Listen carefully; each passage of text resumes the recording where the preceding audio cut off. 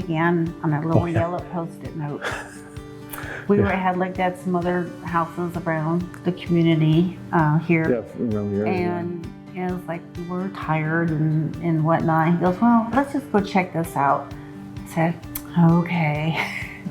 And if it weren't for him and that little yellow sticky note, we wouldn't be here today. The day we walked in till the day we closed, and even after that, it's a caring.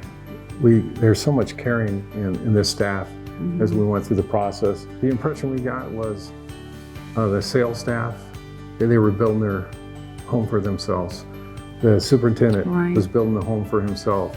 They put so much caring into it, I couldn't believe it. And I'm amazed at the attention to detail that the superintendent for our house and all the houses did.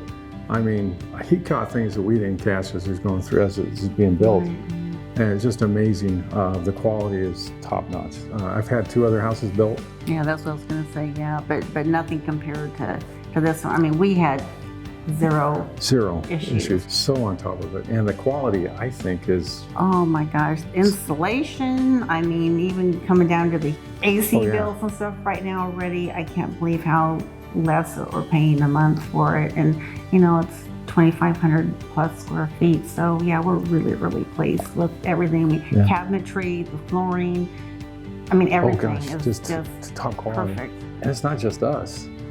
It's the rest of the community, feels that way. I think it's a gem. You come to this community and everybody's got the same mindset, so to speak. They're all into off-road RVing. That was kind of drew us in also. I mean, that was key. We had to make sure that we had a garage so that he could work in and work on his car. And of course, the lot size is wonderful too. We've got lots of space on either side as well. And that was huge. That was huge.